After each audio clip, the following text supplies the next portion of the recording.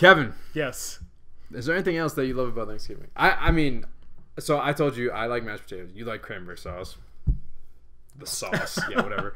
Do you just, I mean, well, you do it in New Jersey, right? Is that where you typically have Thanksgiving? Do you always have it in the same place? Not always. Oh, okay. No. Because the family is split up in different locations, it's really been dependent on where the most elderly of the family have been. That makes sense. So, depending on how mobile they are, we could have it at their place. Maybe they're fit enough to travel, and we could have it in someone else's place.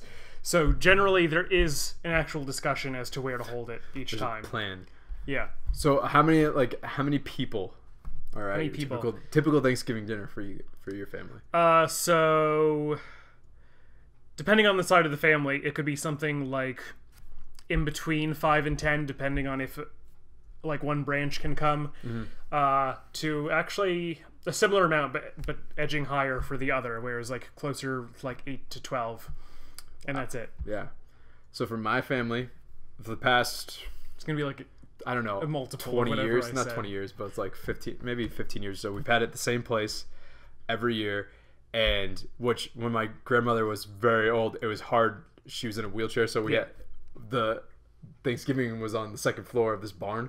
So we had to build contraptions to get her upstairs. So like we'd lay down planks, and then we would have like a Rope crew at the up, top yeah. with ropes and like dragging her up, and the crew at the bottom holding her and thing. So that was always a crazy thing. But we have anywhere between, typically, the average is probably about 32 people. That's insane.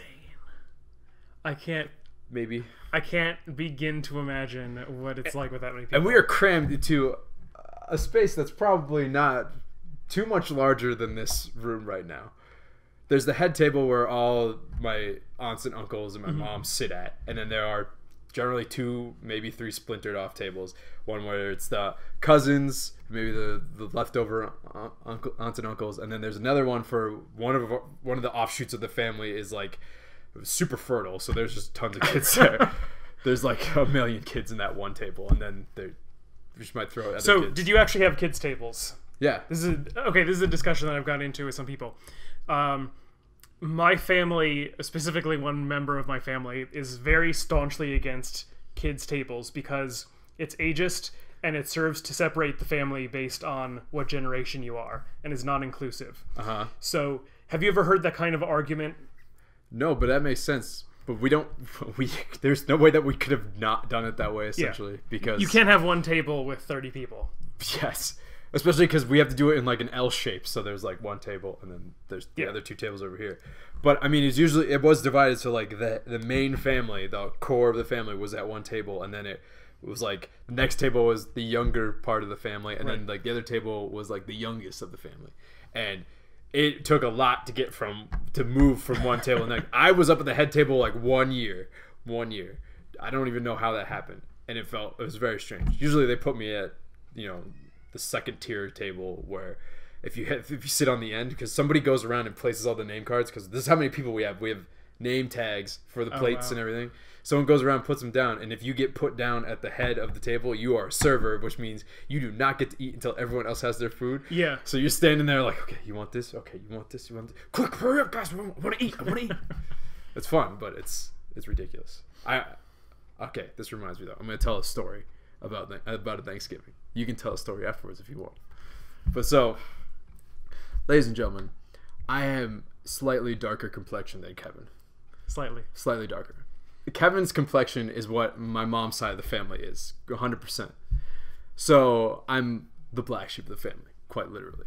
We were sitting at Thanksgiving dinner, and I was at the head of the table, and there was salt and pepper in front of me, and one of my younger cousins was sitting next to me, and she asked